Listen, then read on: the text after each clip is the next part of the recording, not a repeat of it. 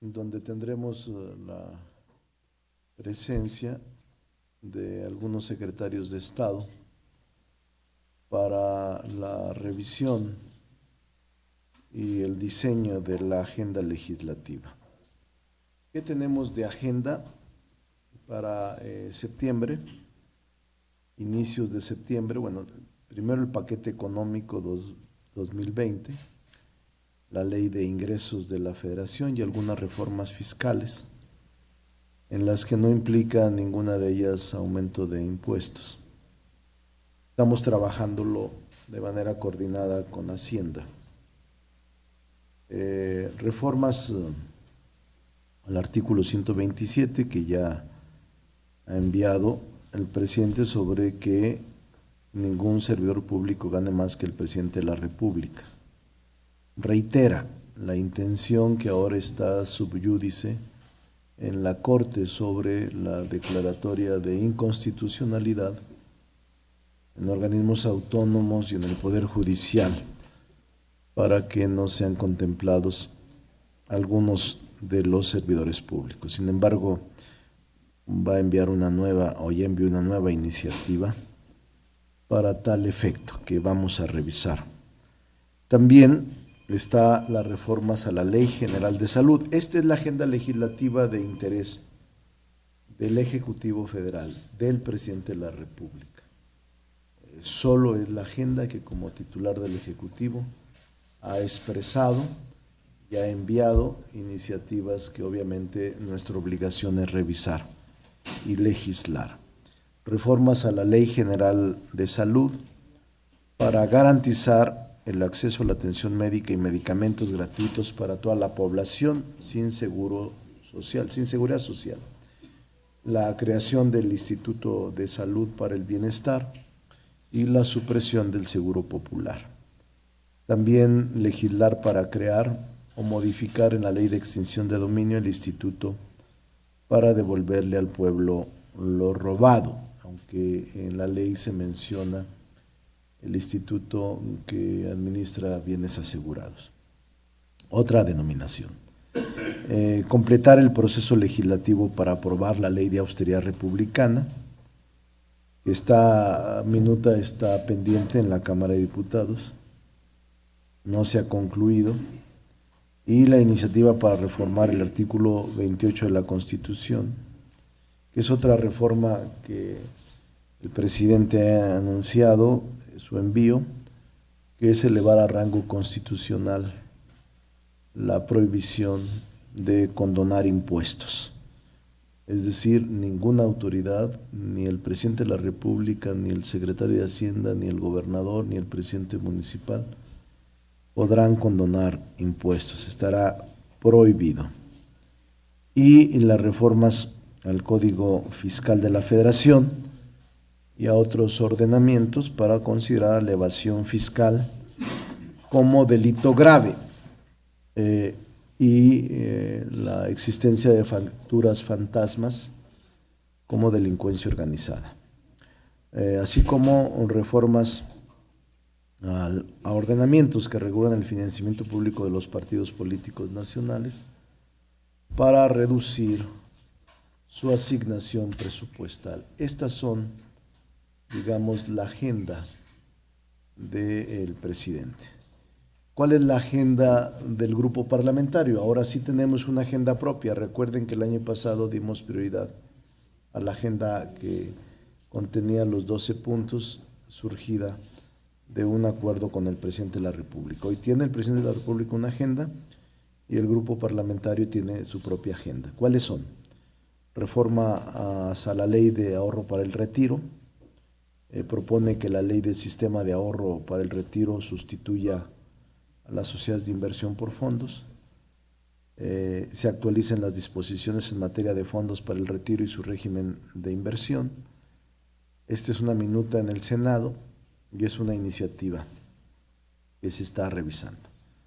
Ley de fomento a la confianza ciudadana, que la minuta está de vuelta al Senado y que vamos a revisar en septiembre.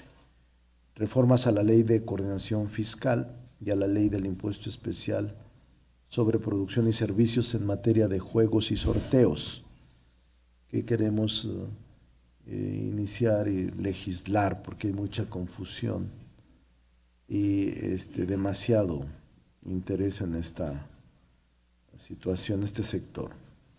Reformas a la Ley Federal para la Prevención e Identificación de Operación con Recursos de Procedencia Ilícita. Es decir, esta reforma es a fin de fortalecer el sistema financiero y las instituciones de inteligencia en el combate al crimen organizado en materia de lavado de dinero y terrorismo. Queremos actualizar y ampliar el tema del terrorismo por lo que sucedió en El Paso, Texas, para actualizar el tipo penal y pueda contemplarse el ataque a nacionales extraterritorialmente, como lo hacen otros países, invocando el derecho internacional y acuerdos internacionales. También tenemos una modificación a la Ley General del Sistema Nacional de Anticorrupción en materia de incorporación de la Unidad de Inteligencia Financiera de la Secretaría de Hacienda al Sistema Nacional Anticorrupción.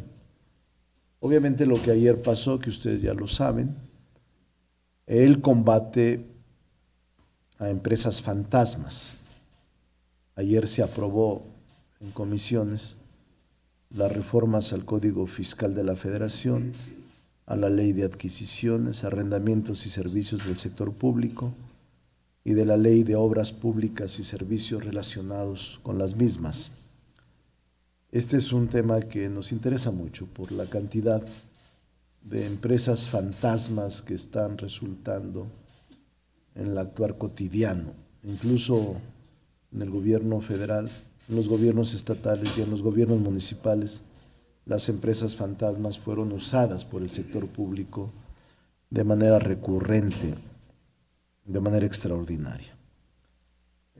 La inclusión financiera y eliminación de comisiones bancarias a través de reformas y adiciones a la Ley de Instituciones de Crédito, la Ley para la Transparencia y Ordenamiento de los Servicios Financieros y la Ley para regular las sociedades de información crediticia. Esta es una iniciativa que estamos dictaminando y que yo deseo y espero podamos lograr el consenso para aprobarla. Reformas legales que sancionan la expedición de facturas falsas para evadir el pago de impuestos. También es una minuta remitida a la Cámara de Diputados y que estamos pendientes. Y de la agenda política tenemos pendientes, recuerden ustedes, la revocación de mandato y la consulta popular que se encuentra en el Senado en comisiones y que no hemos logrado la mayoría calificada. Espero en septiembre logremos sacarla o rechazarla, según sea el caso, pero ya concluir el trámite de esta figura jurídica denominada revocación de mandato y consulta popular. Hay proyecto de decretos, iniciativas que reforman disposición de la Constitución en materia del Poder Judicial Federal y a la Ley Orgánica del Tribunal Federal de Justicia Administrativa. Vamos en septiembre a hacer un gran acuerdo para iniciar el proceso de reforma del sistema de justicia mexicano. Es urgente, es inaplazable e irrenunciable. Y este mes de septiembre será el inicio de un gran foro. Estoy hablando con los ministros de la Corte, con el presidente de la Corte, con el fiscal general. Estuve en el Instituto de Investigaciones Jurídicas ayer y se van a allanar, se van a sumar, más que allanar, a sumar a este proceso de reforma.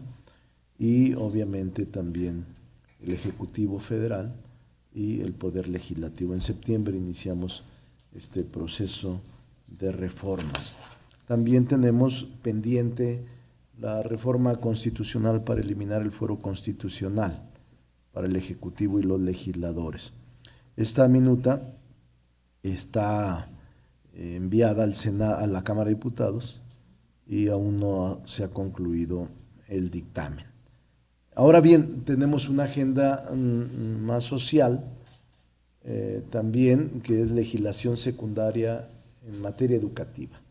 Recuerden que cuando menos tenemos 5 leyes pendientes derivadas de la reforma constitucional en materia educativa que están pendientes y que se requieren para poner a funcionar adecuadamente todo el sistema de educación. ¿Cuáles son? Ley del Sistema Nacional de Mejora Continua de la Educación, Ley General del Sistema para la Carrera de los Maestros y las Maestras, Ley General de Educación 4, Ley General de Educación en materia de educación superior, y la de Ciencia y Tecnología e Innovación. Aunque estas dos últimas, uno de los transitorios establece que tenemos plazo hasta el 20 o el 21, si mal no recuerdo, pero las otras 3 leyes que mencioné primero sí tendrán que salir en este periodo de sesiones. ¿Cuál es la otra? Modificaciones a la Ley Federal de Telecomunicaciones y Radiodifusión, y también la Ley General para la Regulación y Control de la Cannabis. Queremos sacarla en el mes de septiembre, la Ley General para la Regulación y Control de la Marihuana o Cannabis indica, como es su nombre científico. En el proyecto también tenemos en materia de igualdad laboral y no discriminación, proyectos de modificación a la ley laboral, a la ley de obras públicas y servicios, a la ley orgánica de la administración pública y al Código Penal Federal. La Ley General de Ciencia y Tecnología e Innovación. Queremos escuchar a la comunidad científica. Fue un acuerdo que tuvimos ayer con el Instituto de Investigaciones Jurídicas para hacer un parlamento abierto en esta materia de la Ley General de Ciencia, Tecnología e Innovación. Y la seguridad social, que está pendiente para matrimonios del mismo sexo. Iniciativa también de reformas para darle atención a los pueblos indígenas. Es otro tema, una nueva ley para darle atención especial a los pueblos indígenas de México, promoviendo la incorporación integral de los derechos políticos, económicos y sociales de las culturas de los pueblos indígenas. Y una ley general de la juventud. Tenemos pendientes una modificación a la ley de responsabilidad de servidores públicos, la llamada 3D3 de los servidores públicos, y el combate al fraude a través de mecanismos que demuestren el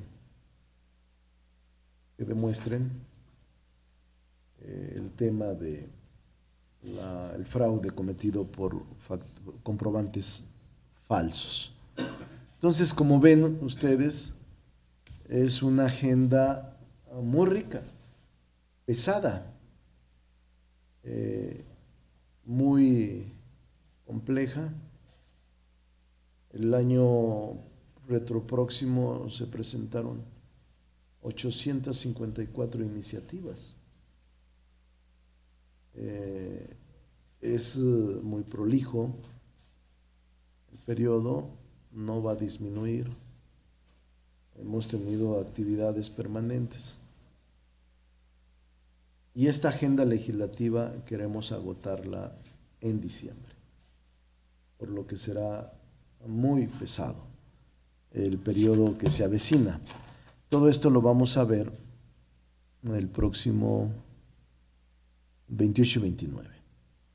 Vamos a invitar para conversar a la Secretaría de Gobernación, al Secretario de Relaciones Exteriores, al Secretario de Hacienda, al Secretario de Seguridad y Protección Ciudadana, a la Secretaría de Economía, al Secretario de Sedato, a la Secretaría de Bienestar, a la Fiscalía General de la Nación, cuando menos. Es una agenda muy amplia. Y vamos a invitar también al presidente de la República para establecer un diálogo franco con él. Vamos a invitarlo a nuestra plenaria en un afán de colaboración y respeto de poderes y como un auténtico equilibrio de los mismos. Vamos a correr la invitación formal para que pueda acompañarnos en una conversación con senadores del grupo parlamentario y de los aliados que quieran participar. Esto será entre el 28, 29 o 30 de agosto. El 30 de agosto tendremos sesión previa para elegir mesa directiva en el Pleno y el día 1 tendremos el inicio del periodo de sesiones en sesión de Congreso y la sesión de Cámara de Senadores. Tengo todos los documentos, si alguno se quisiera interiorizar sobre la agenda, porque aquí está el estado que guarda, que contiene, cuál es el asunto, y que estoy preparando precisamente para la discusión de la plenaria del 28 y 29. Si a alguno le interesa, sí, se los voy a dar.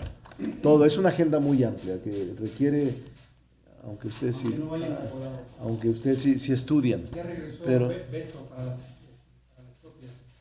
¿Ya? Entonces, es un documento muy amplio, que requieren, y si no, mándeselos por la vía electrónica. Sí. Mejor en ambas dos. Vía electrónica, ¿no? Ambas dos. Por la vía, como quieran. Impreso. Bueno, como quieran, pero es un documento muy amplio, que demuestra cada minuta en qué estado está, dónde está, cómo está, y todo, ¿no? Incluso, ahorita yo le voy a decir a Beto cómo te lo vamos a hacer.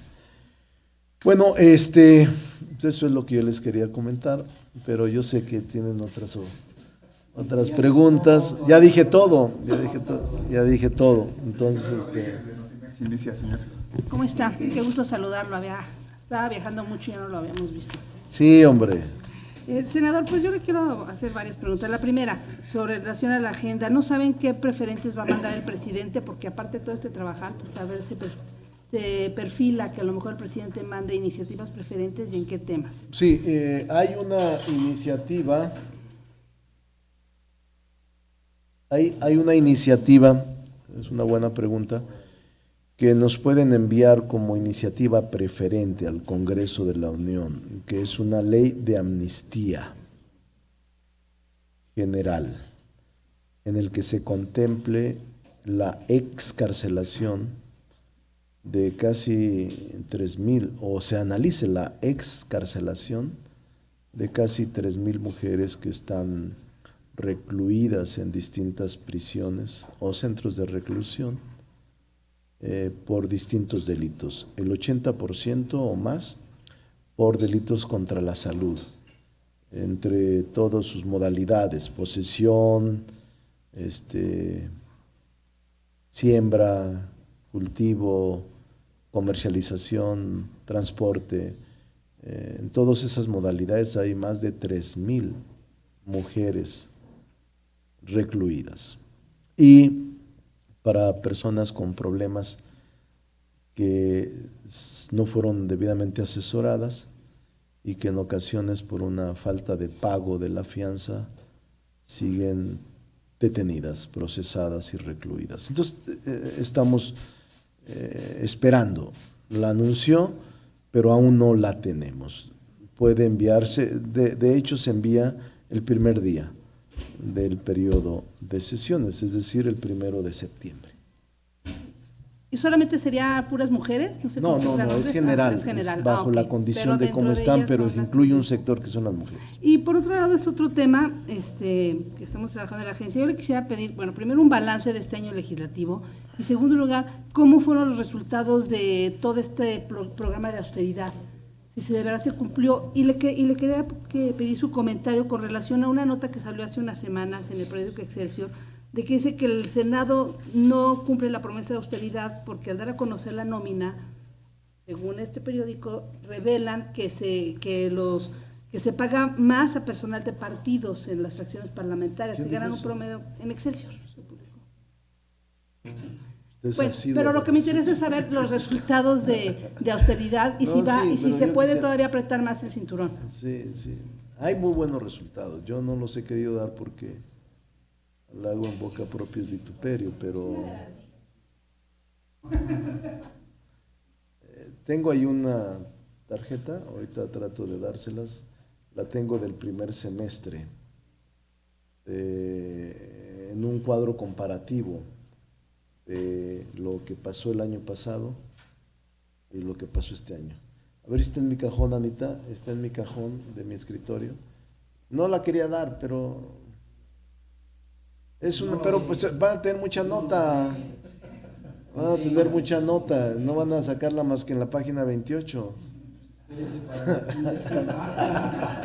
Por eso. Se las doy para que no la manejen ahorita, la manejan del fin de cuentas. Ahí está. Es que sí es una buena nota y después se va a perder. Yo no la he querido manejar, pero con eso demostramos que ha habido un proceso de austeridad muy rígido. Incluso no vamos a pedir aumento en el presupuesto, salvo la inflación. No habrá aumento. 3.5, lo que corresponde a la inflación. Y deseamos que todos los órganos autónomos, que todos los poderes, solo pidan la inflación. Anteriormente se pedía hasta el 10, 15 o más por ciento. Pero ahora no vamos a hacer más que eso. Entonces, no estará, nomás la hojita, no va a traer ahí lo demás. ¿Un promedio de cuántos fueron los ahorros? No, sí tengo todo eso, ahorita se lo doy. ¿No está? Es que miren, de verdad que es impresionante lo que hemos hecho, pero se va a perder la nota. Usted va a hacer que se pierda. Miren, va a ser más fácil. Si a las 6 de la tarde no se ha publicado, mande la reinserción pagada.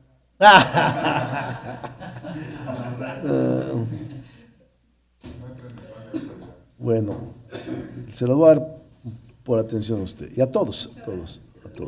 No lo quería sacar porque esto lo tengo desde junio y estoy haciéndolo mes con mes y puede comprobarse.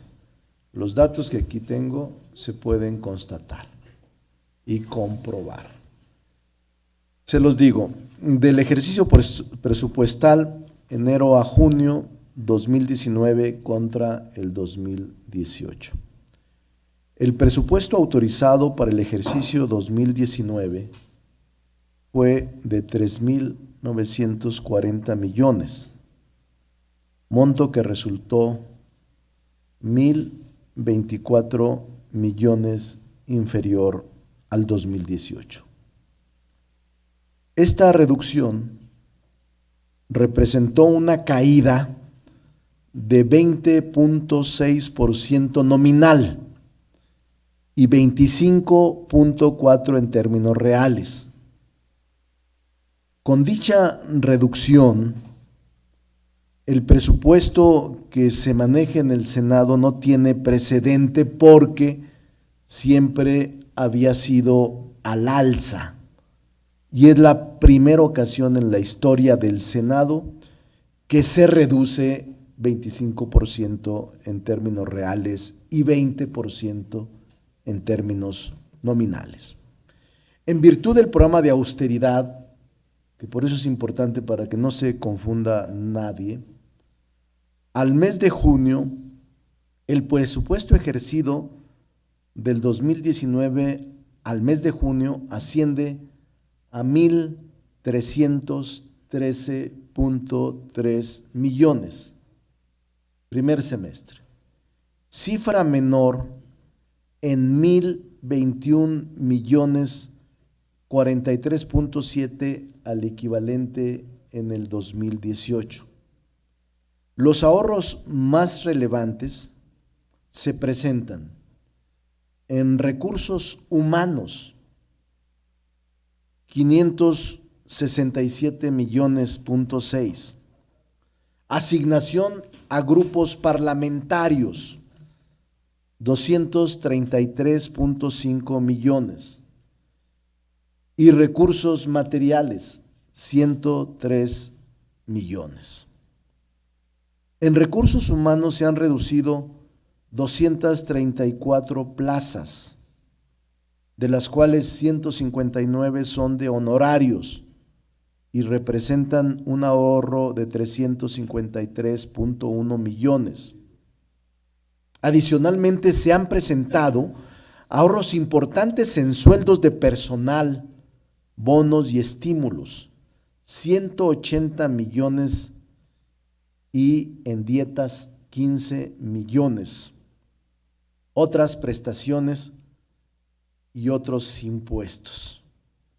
Por lo que hace al grupo parlamentario o a los grupos parlamentarios, las asignaciones de enero a junio pasaron de 438.1 millones en el 2018 a 204 millones en el 2019. O sea, más de la mitad. Finalmente, los recursos materiales. Los principales ahorros se presentaron en seguros, gastos médicos mayores que se eliminó, separación individualizada o gasto a fondo de ahorro que se eliminó. Ahí se ahorraron 58 millones de pesos. Y servicios básicos, telefonía, vales, gasolina, peaje, entre otros, 45.2 millones. A pesar de la reducción presupuestal, se han cubierto debidamente los gastos de operación del Senado y se han emprendido algunos proyectos de mejora a las instalaciones para garantizar la seguridad de los trabajadores. Servida y servidos. No ha habido despidos, ha habido simplemente retiros voluntarios y a todos se les ha cubierto conforme a la ley. Nadie, no tenemos ninguna demanda por despido injustificado.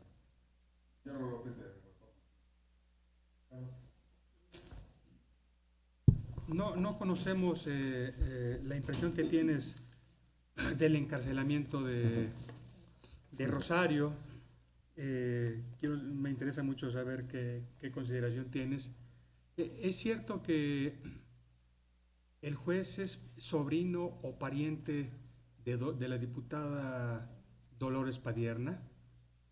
Y otra cuestión, ¿se justifica que para la adquisición de las cámaras de seguridad del Senado no haya habido una licitación?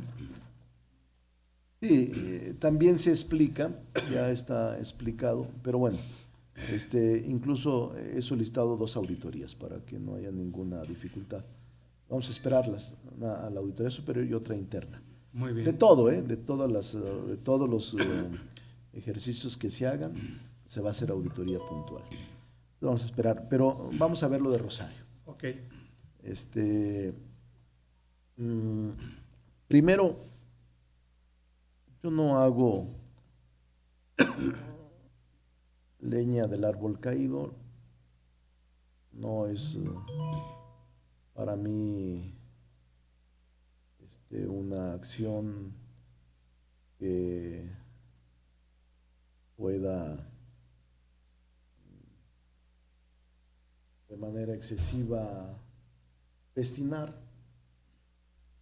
No me gusta, no he sido así porque mi vida como opositor he sido sujeto a muchas cosas.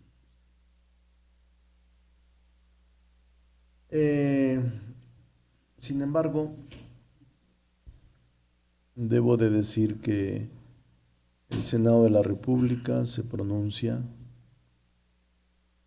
su mayoría parlamentaria, por un debido proceso y se pronuncia por hacer aplicable el principio de presunción de inocencia. Dos principios constitucionales que no pueden variar en ningún caso. ¿Qué es lo que está pasando? Rosario Robles está vinculada a proceso formal, penal. Y en ese sentido es una presunta responsable de delitos cometidos en la administración pública. El hecho de estar vinculada tiene que la defensa litigar en los tribunales y demostrar que su cliente no incurrió en esa conducta que le es atribuida por la Fiscalía General y por los órganos de control y de vigilancia. Entonces, Rosario Robles no es perseguida política, Rosario Robles no es chivo expiatorio, Rosario Robles no es víctima de una venganza política y Rosario Robles no es tampoco víctima de una actitud del sector público, del gobierno o de sus antiguos aliados. No, ella es una mujer vinculada a proceso penal, en donde hay una múltiple o una gran cantidad de pruebas que la hacen ser presunta responsable de distintos delitos. Hay pruebas de la Auditoría Superior, hay pruebas escritas y documentos públicos, y hay testigos que fueron colaboradores cercanos a ella. Luego entonces yo recomendaría que los abogados de ella litiguen en los tribunales, no se litiguen en los medios. Vamos a esperar que la justicia actúe. Quiero refrendar como mayoría en el Senado nuestra confianza y nuestro respaldo a la Fiscalía General de la Nación. Quiero refrendar que tenemos confianza en su autonomía y tenemos confianza en el trabajo que está desarrollando. También expresamos nuestra confianza al Poder Judicial, a que mantengan su autonomía, a que de ninguna manera acepten ni consignas ni recomendaciones, y que si hay alguien que lo hace, que lo denuncien. Estamos en una nueva etapa del gobierno, estamos en un proceso de cambio de régimen y estamos en un proceso donde nadie debe de sorprenderse o extrañarse, porque uno de los principios fundamentales que en la campaña política del 2018 se ofreció es no a la impunidad y combate a fondo contra la corrupción. Entonces nadie debe extrañarse. Es un proceso en el que se va a exhibir, a presentar pruebas de acusación y de descargo, y la defensa tendrá la posibilidad de ofrecer también sus pruebas y testimonios y estar presente y atento a los recursos jurídico-penales que debe de presentar en el proceso que se sigue a la señora Rosario Robles ya probables coacusados. ¿Cómo evalúas el desempeño del juez? Normal, me parece que es un juez que actuó como lo establece la Constitución y la ley. No lo conozco, se ha hecho famoso a partir de ahora con este caso, pero seguramente ya tiene años de juez, no creo que haya sido puesto para este proceso. Y creo que el juez está actuando de la mejor forma, conforme a la ley y conforme a sus atribuciones. Si existiera alguna causal para recusarlo o para sustituirlo, hay medios y recursos para interponerlos ante su superior jerárquico y que seguramente serán atendidos de manera correcta por ese superior jerárquico. ¿Sí es cierto lo del parentesco con la diputada Padierna? No lo sé, no los conozco, pero aunque supongamos que sí existiera, no existe impedimento jurídico ni constitucional para que él sea juez y para que él resuelva un asunto en el que no tenga ningún impedimento de tipo jurídico. Si tuviese un impedimento jurídico o una causal, lo más conveniente es que no se litigue en los medios, sino que se recurra ante su superior jerárquico para que revise si su actuación es apegada a derecho o si existe algún elemento que presuma parcialidad o otra cosa. Señor Gabriel Santomila, del Sol de México. Buenas tardes, senador. Sí, Gabriel. Son dos preguntas, senador. La primera tiene que ver con el artículo 134 constitucional, Sí. que habla, se refiere a las licitaciones que tienen que hacer las entidades de la Administración Pública Federal en sus compras y arrendamientos, senador. La obligación de estas licitaciones. Y el artículo primero de la ley de adquisiciones también señala sobre estas licitaciones, pero allí tiene una rendija esta ley de adquisiciones, senador, en donde se permite el traspaso de recursos de una entidad a otra entidad. Sí. Y interpretando la Constitución y esta ley de adquisiciones,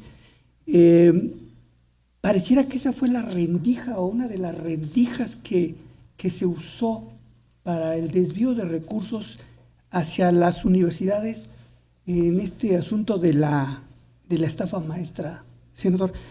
Sí. Se lo explico y le pregunto a la vez por si ustedes, más allá de este proceso que está llevando la señora Rosario Robles, si están poniendo atención en este tipo de circunstancias para tapar estas ventanas de corrupción, senador. Hay ya iniciativas, incluso, no sé si recuerden, yo presenté una iniciativa para modificar esta ley de adquisiciones. Es probable, por eso está dentro de la agenda, es probable que modifiquemos la ley de adquisiciones para evitar esta rendija.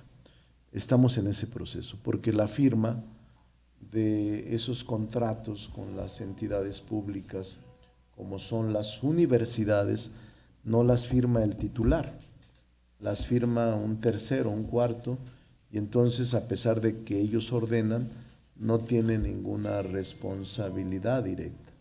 Pero está planteada una iniciativa que obviamente esperamos sacarla a partir del próximo mes de septiembre. Sí, tiene razón, y es una rendija que vamos a tapar. También quiero comentarles, bueno, ¿qué más? ¿Alguna otra pregunta? Sí, la segunda es, senador, en sus conferencias mañaneras del presidente la semana pasada, hablaba de que los legisladores, el Congreso, tiene muchas semanas que no sesionan. en este periodo de receso. Se refería al periodo de receso, ¿no? Pero es peor, trabajamos, a mí me gustaría más no he descansado 2 días. Y incluso hablaba que había mucho rezago de legislativos, obviamente respetando la autonomía, ¿no? del Poder Legislativo. No hay problema. Le comento esto, senador, porque obviamente lo dice el presidente, y además en su agenda yo no veo que ustedes estén planteando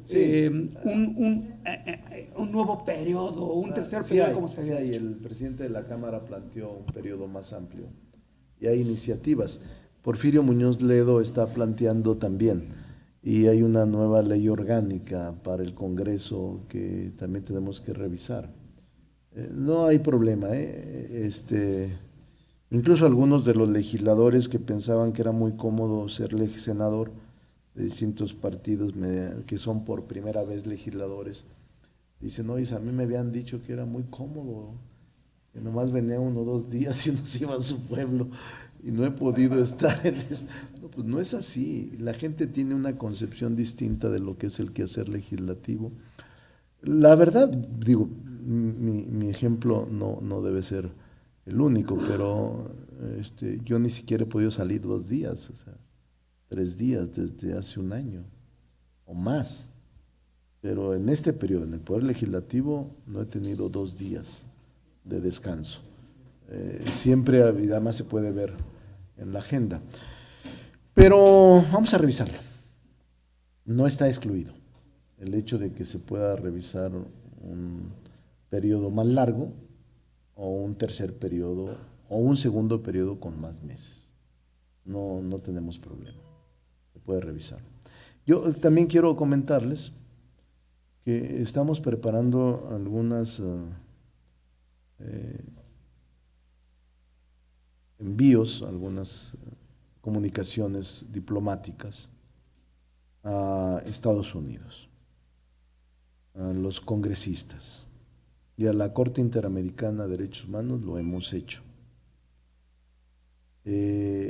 Nosotros vemos cómo lamentablemente las palabras se están traduciendo en violencia por los hechos últimos.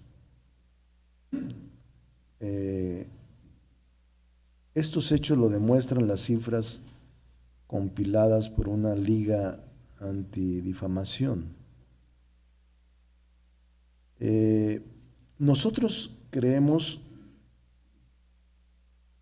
que no puede negar Estados Unidos la interconexión de extremistas o supremacistas radicales a través de plataformas en línea como 8chan, o la inspiración que la crueldad de unos géneros en otros. De acuerdo con una investigación que fui el fin de semana del New York Times, 1/3 de los asesinos extremistas blancos desde 2011, es un hecho muy revelador, muy lamentable, estuvieron inspirados por lo de otros similares que les antecedieron. Al inicio de su manifiesto, Crucius saluda la masacre de Christchurch. Al final aconseja a potenciales seguidores la elección de objetivos con poco resguardo. Ante esta interconexión en líneas, merecen por lo menos investigaciones policíacas serias. Nosotros con esos elementos vamos a exigir que en el caso del Paso y otros, Estados Unidos abra una causa por terrorismo, no por simple homicidio, por terrorismo, por la matanza del Paso. en cuyas diligencias puede coadyuvar la autoridad mexicana. De acuerdo con una observadora y de acuerdo con datos que tenemos, he estado conversando con algunos parlamentarios norteamericanos, tal acción permitiría al gobierno mexicano que se confiera la máxima gravedad a la masacre y que se confirme la existencia de grupos radicales organizados antimexicanos con estrategia de reclutamiento y nuevos ataques en preparación. Por eso es importante no dejar pasar esta lamentable tragedia. No podemos permitir que sigan existiendo estas plataformas de la extrema derecha llamando o planeando la muerte de más mexicanos y mexicanas. No podemos quedarnos tranquilos ni callados, esperando que aparezca otro lobo solitario asesino norteamericano. Es tiempo, consideramos, de declararle la guerra al terrorismo supremacista blanco, como en su momento se declaró al terrorismo islámico. Se debe exigir a todos los países que repudien, denuncien, desmantelen y se desmarquen de estas redes, de estos manifiestos, porque el riesgo de radicalización de jóvenes blancos o no jóvenes a través del Internet, de las redes digitales, debe ser un motivo de alerta, como lo ha sido en los últimos lustros la enajenación de jóvenes musulmanes. Pero también se tiene que revisar con urgencia, y esa es la parte que vamos a hacer un llamado conjunto del gobierno, del Poder Legislativo, y vamos a pedirlo pueda suscribir el gobierno mexicano.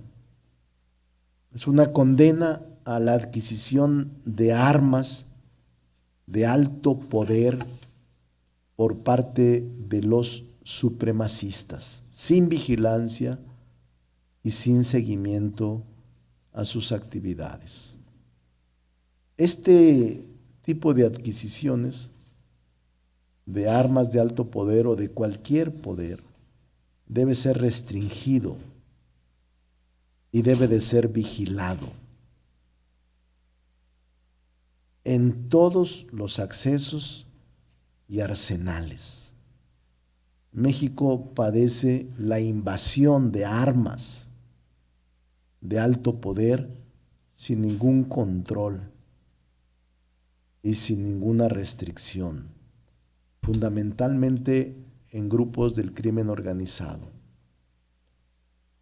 Por eso no debemos aceptar que atenten contra la paz, contra nuestra convivencia y contra nuestra cultura. No podemos admitir que se esté utilizando cobardemente armas permitidas, adquiridas y compradas de manera lícita, pero que infringen daño y muerte a inocentes mexicanos y mexicanas.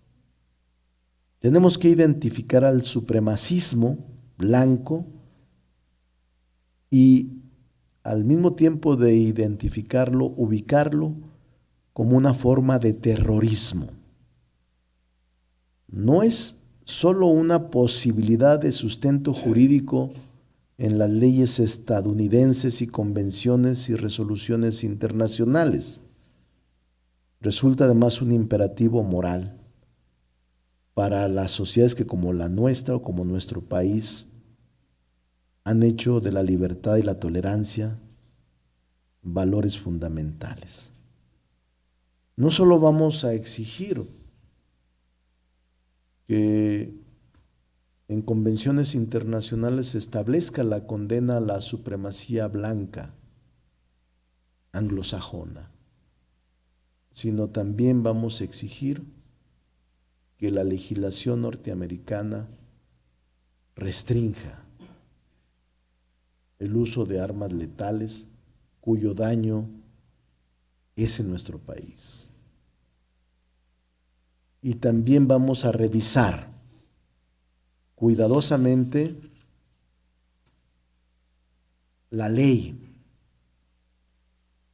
y la Constitución, porque tenemos que revisar el tipo penal que tiene que ver con el terrorismo. El artículo 37 del Código Nacional de Procedimientos Penales prevé 9 fracciones en las que se desarrollan múltiples causas de terrorismo. Es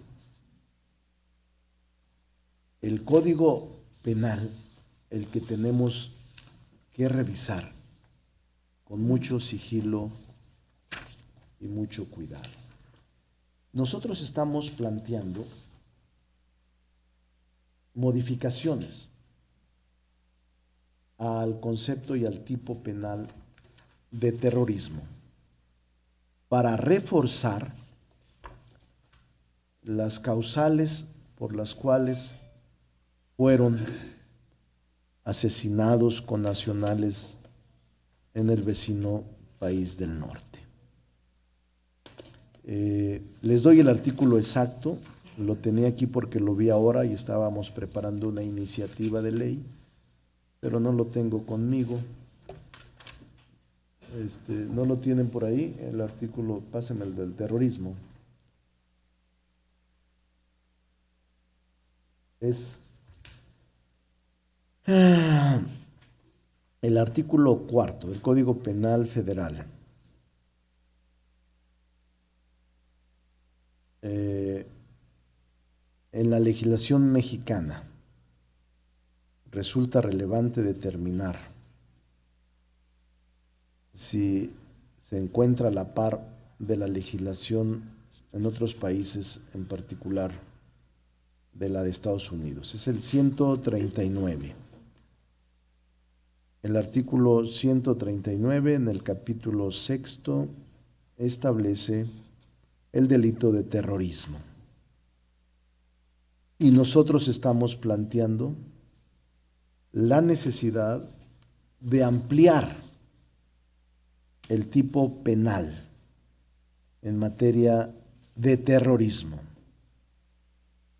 Este artículo 139 del Código Penal Federal actualmente define como terrorista a quien, utilizando sustancias tóxicas, armas químicas, biológicas o similares, material radiactivo, material nuclear, combustible nuclear, mineral radiactivo y otros. Sin embargo, nosotros estamos planteando la ampliación y estamos proponiendo, y lo voy a formalizar el próximo miércoles ante la permanente, una propuesta de reforma al Código Penal Federal para que se amplíe y diga: se impondrá pena de prisión de 15 a 40 años y 400 a 1.200 días de multa, sin perjuicio de las penas que correspondan por otros delitos que resulten, a quien, con el objeto de atentar contra la seguridad nacional, presionar a la autoridad o a un particular para que tome una determinación o intimidar a una población o sector de ella, utilice sustancias tóxicas, armas químicas, biológicas o similares, material radiactivo, material nuclear, combustible nuclear, mineral radiactivo, fuente de radiación o instrumentos que emitan radiaciones, explosivos o armas de fuego, o por incendio, inundación o por cualquier otro medio violento, e intencionalmente realice acto en contra de bienes o servicios,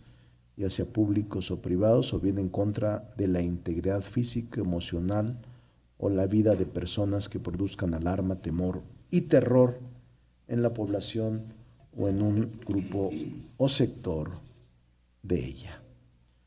Es una propuesta que tiene que ver también, dirán algunos juristas, con el principio de extraterritorialidad en el ámbito de validez de las normas penales.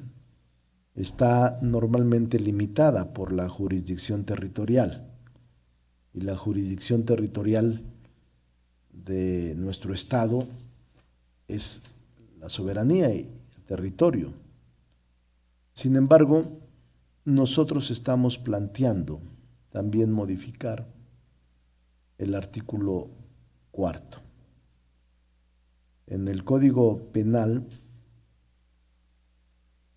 Federal actualmente prevé diversos supuestos de aplicación extraterritorial de la legislación penal, cuando los delitos cometidos en terrorismo extranjero por un mexicano, contra mexicanos o contra extranjeros, o por un extranjero contra mexicanos, serán penados en la República con arreglo a leyes federales y concurran los requisitos siguientes: que el acusado se encuentre en la República, que el reo no haya sido definitivamente juzgado en el país en que delinquió y que la infracción a que se le acuse tenga el carácter de delito en el país en el que se ejecutó y en la República. Uno de los supuestos de extraterritorialidad previsto por el Código Penal Federal es el de los delitos cometidos en territorio extranjero en contra de mexicanos. Sin embargo, para la realización de esta hipótesis es necesario que la infracción en cuestión tenga el carácter de delito en el país en que se ejecutó y en territorio nacional. Para ello resulta relevante determinar si la legislación mexicana en materia penal se encuentra a la par de la legislación de Estados Unidos, y por eso vamos a legislar en esta materia para poder aplicar extraterritorialmente nuestra legislación. Este asunto no puede pasar desapercibido. Se van a seguir presentando este tipo de tragedias si no las frenamos. Hay que decirle al gobierno de Estados Unidos que no podemos admitir, que no podemos pasar tanta infamia y este trato inhumano que están sufriendo mexicanos en el exterior, particularmente en los Estados Unidos. Este es un tema delicado. Lo vengo preparando desde hace 15 días. Tengo un documento que preparé y que voy a presentar el miércoles ante la Comisión Permanente. No podemos quedarnos callados, ni que el tiempo calle nuestra indignación. No lo podemos hacer. Bueno, jóvenes, tienen muchas notas.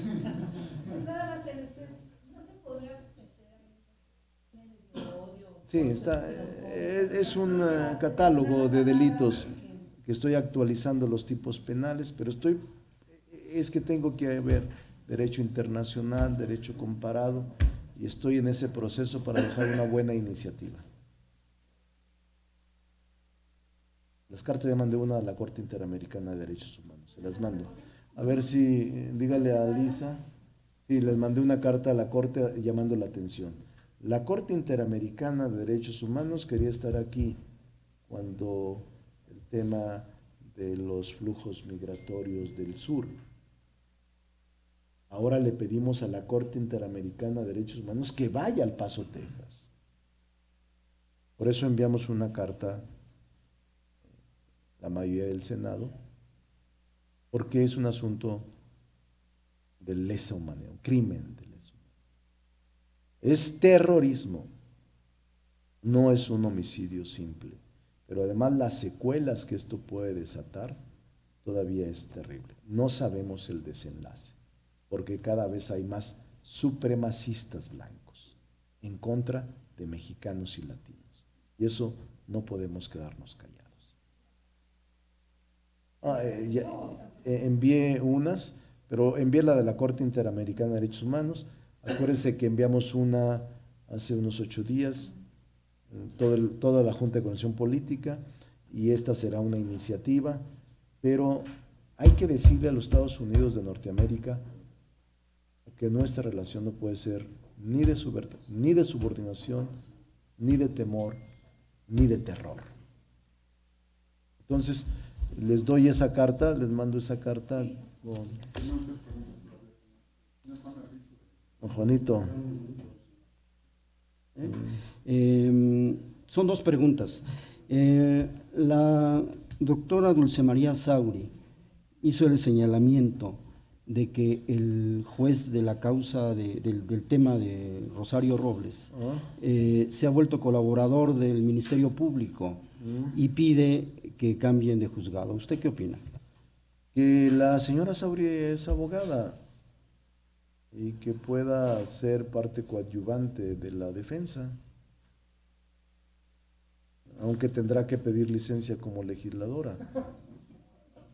Pero le voy a decir una cosa, yo litigué, pero le recuerdo lo que dice la ley, simplemente.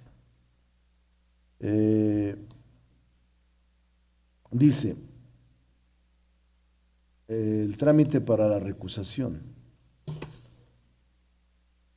Si cualquier persona puede acudir a recusar al juzgador ante los magistrados o ante el superior jerárquico, ofreciendo la causa en que se justifica y los medios de prueba pertinentes. Se puede presentar incluso ante el propio juez la recusación. Interpuesta la recusación, el recusado remitirá el registro de lo actuado y los medios de prueba ofrecidos al órgano jurisdiccional competente, de conformidad como lo establece la ley orgánica para que la califique. Recibido el escrito, el superior jerárquico resolverá en un plazo de 24 horas y señalará en una audiencia de 3 días siguientes a que se recibió el informe si procede. Concluido el debate,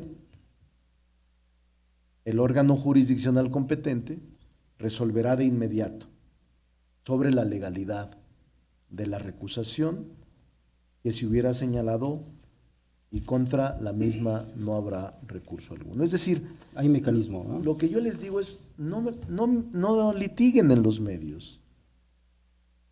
Yo recuerdo cuando fui litigante, luego los litigantes que perdían los asuntos decían, no, es que el juez recibió dinero. Y entonces utilizaba los medios, es un juez de consigna, un juez que recibió dinero. O sea, no, hay forma. Yo lo que diría es que primero que tenga una buena defensa. Yo no tengo nada que decir de los que son ahora sus abogados. Yo he sido litigante. La defensa es clave. Y yo confío en la mayoría de los jueces. Tengo desconfianza de algunos circuitos que se han corrompido en el ejercicio de la función del Poder Judicial, pero en una inmensa mayoría tengo confianza por jueces y magistrados del Poder Judicial Federal. Hay gente buena y gente honesta. Señor, el ángulo del juez Jesús Delgadillo Padierna, usted nos comenta que no conoce si existe impedimento, primero que no sabe si es pariente, y luego que no conoce si existe impedimento, pero creo que nos dice, supongo que no existe impedimento. Habría que aclarar esa parte. No lo sé, porque no soy juez, Juan. Bueno, pero No es lo doctor sé, en o Derecho, sea, a lo mejor sabe. no sé si haya elementos para la recusación, pero en todo caso que los presenten al juzgado y el juzgado tendrá que resolver rápido. Hay forma, pues, hay un proceso formal. Yo no podría, porque no tengo los elementos de prueba, ni el acta de nacimiento del señor, ni tengo la posibilidad de comprobar el parentesco con algún legislador. Pero yo creo que la actuación del juez hasta ahora, lo que he visto, ha sido correcta. Sin embargo, si hay alguien que esté inconforme, agotar el proceso. Finalmente, estamos en una época que pedimos transparencia, no conflicto de interés. En este caso, ¿valdría la pena que el juez esclarezca si tiene liga o no con la diputada Padierna? No, la ley no lo obliga. Recuerde usted, Juan, que la autoridad solo debe de hacer lo que la ley le obliga. O sea, el juez no puede hacer otra cosa más que lo que la ley le obligue. ¿Cuál es el efecto de la recusación? O como usted dice, la excusa. Hay dos figuras jurídicas en materia penal. La recusación que hace el litigante en contra de un juez que siente que puede estar emitiendo una sentencia parcial o que está actuando en el proceso de manera parcial. Y la excusa. También existe. El propio juez, cuando ve que hay un impedimento de tipo jurídico, familiar o de intereses, se excusa. Y dice, yo me excuso de este asunto porque tengo una relación que puede afectar el asunto planteado. Entonces, ¿cuál es el efecto de la recusación? El efecto es que el juez o magistrado recusado se abstendrá de seguir conociendo de las audiencias o las diligencias que están en proceso. Y el superior jerárquico nombra un sustituto. O sea, no hay ningún problema. Y se nombra de acuerdo a la ley orgánica. El sustituto, basta con que el superior jerárquico diga sí procede la recusación, y por tanto, mañana el que verá el caso es otro juez de que está ubicado en el distrito de Coyoacán. No pasa nada. O sea, es cosa procesal, normal. Lo que yo estoy más preocupado es por conocer el grado de daño económico causado al patrimonio del Estado. Y que de una vez por todas todo mundo se dé cuenta que ahora sí va en serio el combate a la corrupción y que no habrá impunidad, quienes sean. Entonces, ese tema me parece que es clave y así se debe de tomar.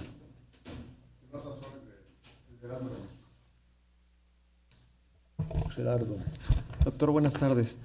En el caso de las facturas falsas y las empresas fantasma, este paquete de iniciativas, quiero preguntarle qué tan importantes son. Van a ser el primer tema que se aborda el 1 de septiembre, ¿o no?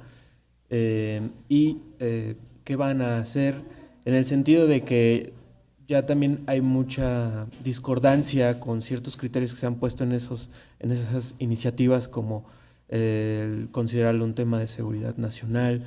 Ayer la oposición se abstuvo de votar de estas iniciativas. Se aprobó, que es lo que cuenta en un proceso legislativo.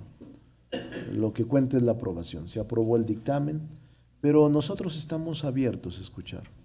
El presidente de la Comisión de Hacienda tiene la puerta abierta para estar escuchando de aquí a la presentación del Pleno. En el Pleno mismo se pueden aceptar reservas. Entonces, lo que sí es cierto, Gerardo, es que es impresionante el daño que le han causado al país las empresas fantasmas y las facturas falsas. Casi 2 billones de pesos de defraudación al erario público y por supuesto a todos. No puede continuar eso. No puede continuar. No hay otra manera. Eso es a lo que el presidente se refirió de un cambio de régimen, es decir, la separación del poder económico y del poder político, que antes estaba mezclado. Condonaban impuestos a los poderosos, hacían excepciones a un régimen especial de privilegios, permitían la existencia de empresas fantasmas, el gobierno las utilizaba. El sector público es el que mejor tiene experiencia en usar las empresas fantasmas. El caso Rosario Robles proviene de empresas fantasmas.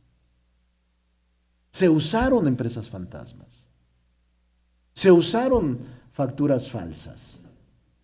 El sector público, ya no estoy hablando del sector privado, estoy hablando del sector público, gobiernos estatales, gobiernos municipales. El gobierno federal usaba empresas fantasmas para corrupción y para desviación de recursos. Eso no puede suceder. Pero nosotros estamos dispuestos a platicar. Pero sí ya está aprobado el dictamen y sí lo vamos a subir la primera semana de septiembre. Solamente preguntarle si qué opina, porque también hubo un señalamiento de que incluso llega a ser un terrorismo fiscal, le llaman algunos empresarios. Es una lucha fuerte, pero no es terrorismo fiscal. Es la aplicación de la ley para quien delinque y quien ha hecho un negocio ilícito del derecho que tenía el erario de recibir y percibir recursos públicos. La última pregunta es Angélica Mercado de Milenio. Senador, buenas tardes. Yo le quisiera preguntar sobre este tema de las facturas falsas de las empresas fantasmas. Si Morena estaría dispuesto a quitarle este filo de que se toque como un tema de seguridad nacional. Que ayer decían que el senador Mancera daba un argumento de cómo comparar a los factureros con los terroristas, por ejemplo. El senador Mancera es inteligente y siempre atendemos sus propuestas. Vamos a revisarlas. ¿Ustedes sí están dispuestos a revisar? Vamos a revisarlas. Sí. Y también, senador, hablaba de que se invitaría al presidente Andrés Manuel a su plenaria. ¿Bajo qué formato sería? ¿Él vendría o cómo? Es un formato de colaboración de poderes, de relación de poderes. Lo podemos invitar aquí, lo podemos invitar a un lugar allá, no sé, o en algún lugar intermedio. Ese no es problema. Pero que fuera... Pero la idea es encontrarnos. Senador, y también hay una propuesta de la oposición para que el presidente acuda nuevamente al informe presidencial. Eso yo no lo decido, lo decide el presidente. Hay una ley que ellos mismos modificaron por mayoría. No me meto en decisiones del presidente. Respeto mucho la autonomía del Poder Ejecutivo y es una decisión de él. Yo simplemente estaría conforme en que se respete la ley. ¿Pero no lo verían viable? Que en No lo sé, momento digo, a mí no me incomodaría, pues yo no tengo problema, pero es una decisión del presidente. Y por último, usted como especialista en derecho, ¿nos puede aclarar, en caso de que se recusara esta asignación de juez, de que en caso de que fuera sobrino de la diputada Padierna, ¿esto anula las decisiones que haya tomado? No. ¿O cómo? No. Sí. No, el efecto es simplemente moverlo y sustituirlo. Ese es el efecto. No puede echar abajo porque son pruebas contundentes. Testimonios de ex colaboradores de la exsecretaria. Auditorías de la Auditoría Superior de la Federación. Pero recuerde que la recusación tiene que demostrar que tiene interés, que tiene la posibilidad de parcialidad, que está afectado. O sea, hay causales. No simplemente es, yo tengo, mejor no le digo, pero también en el Poder Judicial sobrinos lejanos, entonces en otras partes, y cuando pasa alguna cosa se recusan Pero ser o se pariente, excusan. ser pariente de alguien que dice que metieron a su esposo a la cárcel por influencia de Robles, ¿sería alguna razón? No, yo no creo eso. Yo creo en que el juez ha actuado conforme a la ley y que no está movido por intereses de venganza. A lo mejor ni se hablan entre su prima y su primo. A lo mejor son parientes lejanos, aunque incómodos.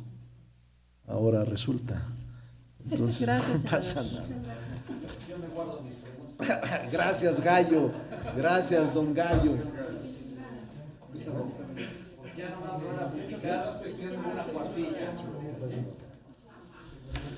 Gracias, joven Gallo.